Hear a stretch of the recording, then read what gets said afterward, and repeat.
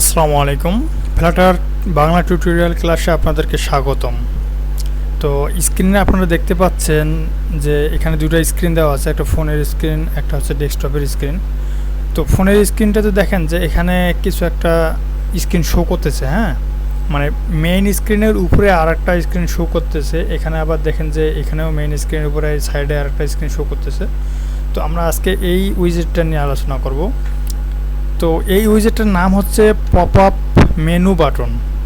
Popup menu button হচ্ছে একটা special উইজেট যার মাধ্যমে স্ক্রিনের উপর কোনো মেসেজ শো করা যায়। আমরা বাস্তবে এটার অ্যাপ্লাই করব কোডের সাহায্যে। তো এখানে হচ্ছে একটা সাদা শুধু নিচে এমটি একটা নিচে, আমি এখানে কিছু দেওয়া নাই, আমি এখানে ইমপ্লিমেন্ট করব কোডটাকে। তো আগের যে কোডটা ছিল এটাকে কোড আমি রিমুভ করে দিচ্ছি। তো আমাদের দরকার হচ্ছে যে আমরা একটা হচ্ছে পপআপ মেনু তৈরি করব। তো এটার নাম হচ্ছে পপআপ মেনু বাটন। হ্যাঁ, তো এই উইজেটের সাহায্যে আমরা পপআপ স্ক্রিনটা তৈরি করব। তো এটা একটা রিকোয়ার্ড আইটেম বিল্ডার নেবে, অর্থাৎ আইটেম বিল্ডার এখানে দিতেই হবে। আমি স্ক্রিনটাকে ছোট হয়ে যাচ্ছে।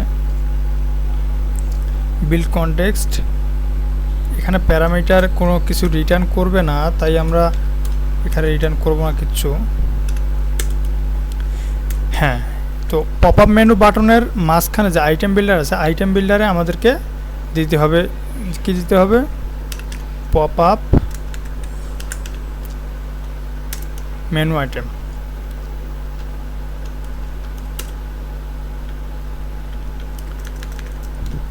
এখানে আমি যা ইচ্ছা স্ক্রিনে আমি যা ইচ্ছা ব্যবহার করতে পারি। আপনি কন্টেইনার ব্যবহার করতে পারেন, আপনি লিস্ট ব্যবহার করতে পারেন। তো আমি এখানে ব্যবহার করব টেক্সট দেখাবো।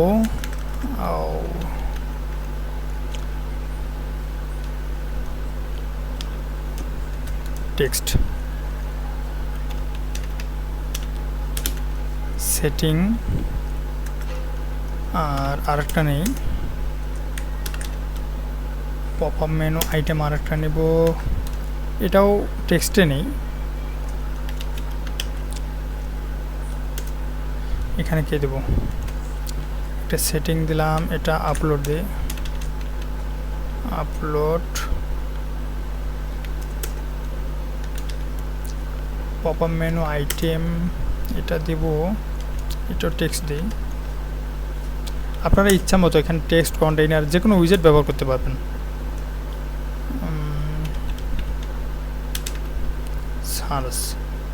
আচ্ছা, আমি আপাতত তিনটা ব্যবহার করতেছি। তো এটাকে যদি আমি রান করি তাহলে কি আসতেছে দেখেন।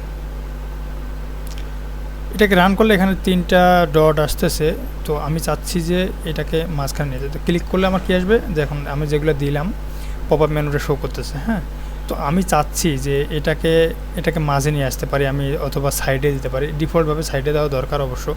তো আমি সাইডে যদি দিতে চাই তাহলে কী করতে হবে, তাহলে বডিতে আমার কিছু দেওয়া যাবে না। আচ্ছা, বডির কোডটাকে আমি ওখানে কপি করে, বডির কোডটা কপি করে আমি চাচ্ছি যে এইখানে দেওয়ার জন্য, এই যে সাইডে দিব। তো ওই সাইডে দেওয়ার জন্য আপনাকে কী করতে হবে, একবারের অ্যাকশন যে আছে এই অ্যাকশনে এটাকে পেস্ট করে দিতে হবে। তো দেখেন এটা কি হচ্ছে, জি চলে আসছে এখানে, দেখেন এখান থেকে আমি আনতে পারলাম। তো আপনি চাইলে এই আইকনটাকে চেঞ্জ করতে পারেন। তো এটা এখানে থাক, হ্যাঁ, মানে আপনাকে বোঝার সুবিধাতে আমি এখানে চেঞ্জ করে দেখাচ্ছি। তো এটাকে আমি আগে সেন্টার করে দিই, এটাকে আমি আগে সেন্টার করে দেব। জি, সেন্টারে চলে আসছে। তো আমি চাচ্ছি যে এই আইকনটা রাখবো না, আমি এখানে অন্য কিছু রাখবো। তো আপনি এখানে যে কোনো কিছু রাখতে পারেন। তো এটা করার জন্য আপনাকে যাইতে হবে কি, পপআপ মেনু যে বাটনটা আছে, বাটনের প্রপার্টিগুলো আপনাকে দেখতে হবে। আইটেম বিল্ডার আমরা ব্যবহার করছি, ইনিশিয়াল ভ্যালু, আপনাকে এটা ভ্যালু দিতে হবে যে এই যে পপআপ মেনুর আইটেমগুলো আছে ভ্যালুগুলো দিতে হবে। ওয়ান সিলেক্টেড দরকার নাই, আমার টুল টিপের দরকার আছে। টুল টিপটা ব্যবহার করবো কিসের জন্য, যে এই যে দেখেন এখানে কারোটা আমি নিয়ে যাচ্ছি, শো মেনু লেখাটা উঠতেছে, তাই না, এই শো মেনু লেখাটা উঠতেছে। তো টুল টিপটা ব্যবহার করলে আপনার এটা আসবে। আমি দিচ্ছি টুল টিপ আপনার স্ট্রিং টাইপ নেবে, এখানে দিব, এটা কি দেব, পপআপ। আপনারা যেটা দরকার সেটাই ব্যবহার করতে পারবেন। তো দেখেন এখানে পপআপ চলে আসছে। হ্যাঁ, তো টুল টিপের কাজটা আমরা দেখলাম। এরপর হচ্ছে এলিভেশনের দরকার এখন হবে না, প্যাডিং দিতে পারি নাও দিতে পারি, প্যাডিং ডিফল্টভাবে দেওয়া আছে 8। চাইল্ড দিতে পারি, উইজেট আমার দরকার হবে না, রেডিয়াস দিতে পারে, আইকন দিতে পারে। আইকনটা হচ্ছে আপনার এই যে আইকনটা যে আছে এই আইকনটা চেঞ্জ করতে পারবে। আচ্ছা আমরা আইকনটা দিয়ে দেখি। আইকন নেওয়ার সিস্টেম তো আপনারা জানেন কিভাবে নিতে হবে। আইকনস ডট এখানে কি দিব,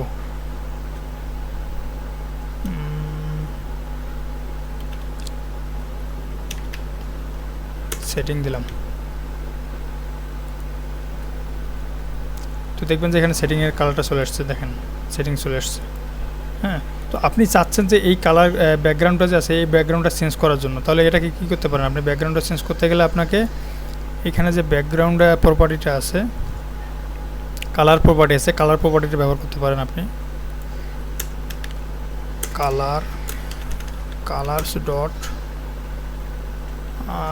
কী দিই, এটাই দিয়ে আপাতত।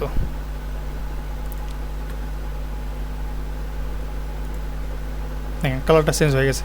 তো আপনি চাচ্ছেন যে এখানেও কিছু ডিজাইন করার জন্য, তো এটাকে এখানকার যে প্রপার্টিগুলো আছে পপআপ মেনুর প্রপার্টিগুলো, এগুলো প্রায় অলরেডি যেগুলো দরকার দেখানো এগুলো আমি দেখাই দিয়েছি। শেপ দিতে পারবেন আপনি, এখান থেকে শেপ দিতে পারেন, শেপ, রেক্টেঙ্গেল, বর্ডার